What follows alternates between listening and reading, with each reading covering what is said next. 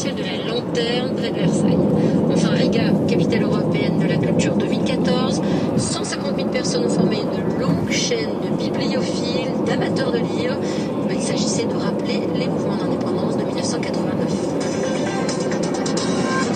L'opposition syrienne a donc finalement décidé d'aller en Suisse pour participer à la conférence de paix Genève 2 pour la Syrie. Une décision difficile pour le Royaume-Uni, courageuse pour les États-Unis, une lueur d'espoir pour l'Allemagne. Cela a surtout été très difficile à obtenir, comme nous l'explique notre correspondant en Turquie, Jérôme Bastion. Sur les 120 membres que compte l'Assemblée générale de la coalition, seuls 73 d'entre eux ont participé à ce vote si attendu.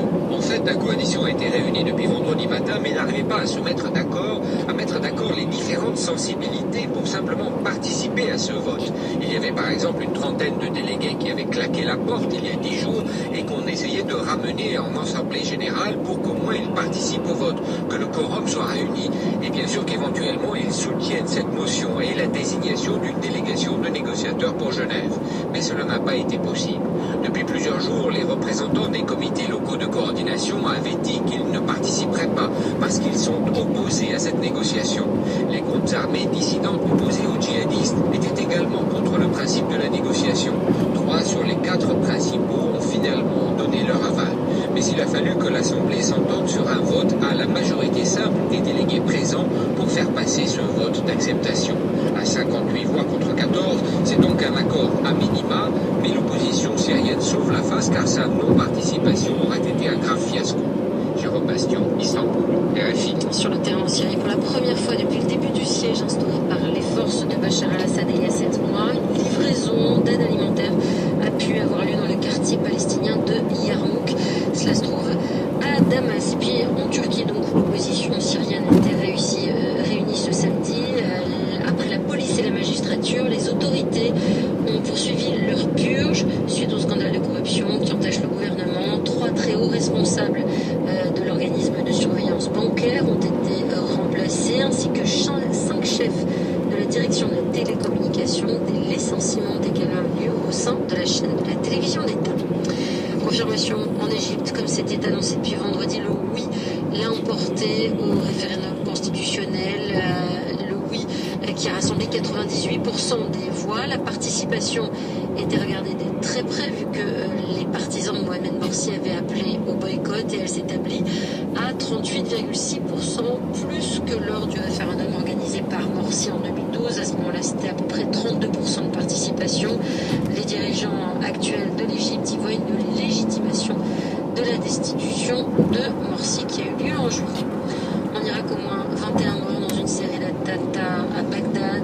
L'une des attaques visait le centre commercial flambant neuf de Mansour. C'est un des plus chics de l'ouest de la capitale irakienne. Au moins 5 personnes y sont mortes, 12 autres ont été blessés. Puis dernier bilan de l'attaque qui a été perpétrée vendredi par les talibans dans la taverne du Liban à Kaboul.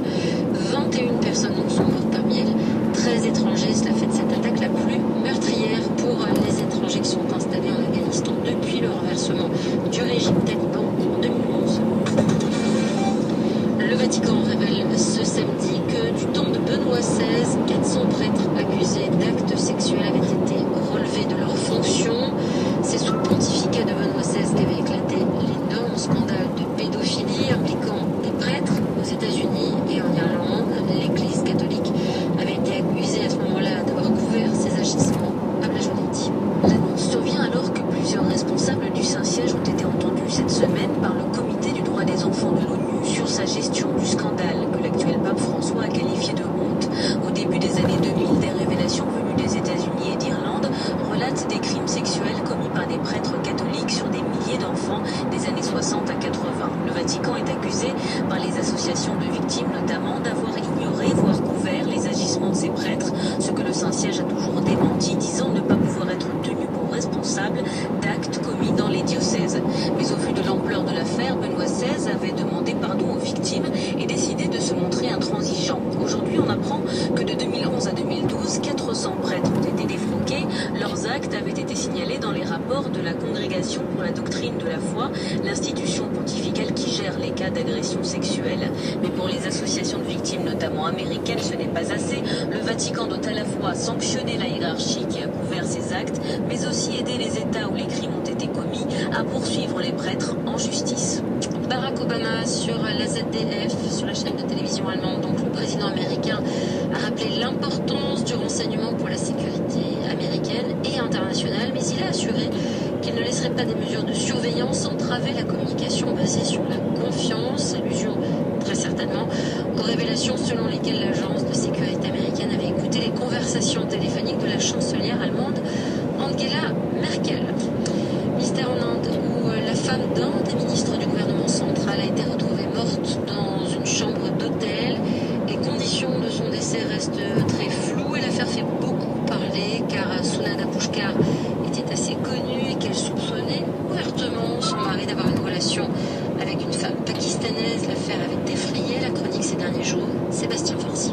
C'était l'un des couples les plus glamour de la politique nationale indienne. D'un côté, Shashi Tharoor, élégant quinquagénaire qui a fait 30 ans d'une brillante carrière au sein des Nations Unies pour finir aujourd'hui ministre des Ressources humaines. Et de l'autre, Sunanda Pushkar, belle et audacieuse femme d'affaires. Mais ce conte de fées a tourné au cauchemar cette semaine quand cette dernière s'enflamme sur Twitter en accusant une journaliste pakistanaise de chercher à conquérir son mari. Shashi Tharoor dément toute relation extra-conjugale, mais sa femme n'y croit rien. Elle s'enferme dans une chambre d'hôtel d'où elle ne sortira jamais. Les médecins légistes ont déjà exclu la thèse de l'empoisonnement et viennent de révéler que des blessures avaient été retrouvées sur le corps de Sunanda Pushkar, sans pouvoir encore établir un lien entre celle-ci et son trépas. Ils rendront leur rapport définitif sur la cause de ce décès mystérieux dans environ 2 jours. Sébastien Farsi, Bombay, RFI. Autre histoire d'adultère au sommet du pouvoir, mais heureusement moins dramatique en France. Valérie Trierweiler est sortie de l'hôpital. La compagne du chef de l'État a tweeté de son compte personnel pour remercier tous ceux qui l'ont soutenue depuis les révélations du magazine Closer sur la relation que le président François Hollande entretiendrait avec l'actrice Julie Gaillet. Elle serait au pavillon de la Lanterne, une résidence présidentielle proche de Versailles. François Hollande vit en Corrèze, son département d'élection, où il a soigneusement évité les bains de foule. À noter que selon un sondage PVA, 62% des Français estiment que cette affaire est privée, qu'elle ne concerne que François Hollande. Les 3/4 d'entre eux d'ailleurs lui donnent raison d'avoir refusé de répondre aux questions sur sa vie privée lors de la conférence de presse de mardi. Riga, capitale européenne de la culture 2014. Les festivités ont commencé ce samedi dans la capitale lettonne avec une longue chaîne de bibliophiles.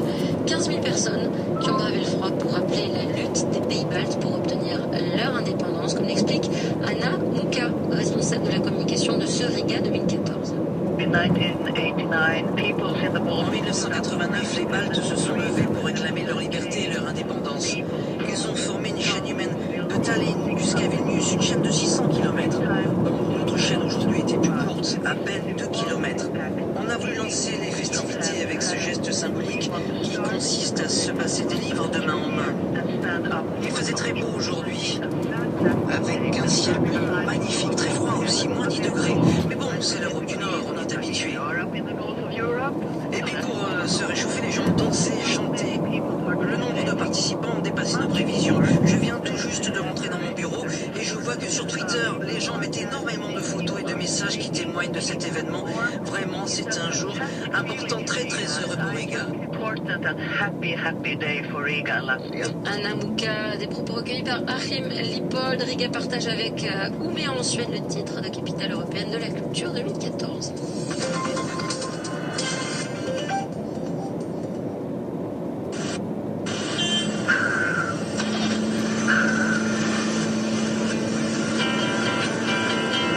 Si loin, si proche, découverte, le magazine des voyages.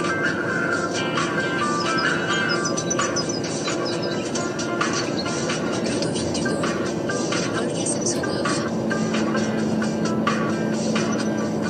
Bonjour, on prend de l'altitude et on part en montagne aujourd'hui en France, dans les Alpes.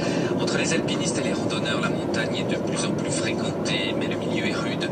L'homme y a donc depuis longtemps aménagé des bâtiments singuliers pour s'abriter entre 2 étapes. On les appelle les refuges. C'est ce monde-là qu'on va découvrir cette semaine grâce à Alice Milo, qui est partie dans les Alpes de Haute-Provence, dans le sud du plus grand massif montagneux européen. Ce n'est pas dans ce département qu'on trouve les plus hauts sommets, mais il a la particularité unique d'avoir imaginé, en plus des refuges traditionnels, des abris insolites dédiés à l'art contemporain, les refuges d'art. C'est intriguant, non?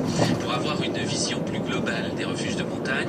On va aussi pouvoir compter sur Sylvain Jouty qui vient de consacrer un livre au refuge des Alpes. Allons donc dès maintenant en immersion, loin des villes, loin des routes, au bout de sentiers abrupts qu'on ne parcourt qu'à pied pour découvrir ce monde en soi qu'est le refuge.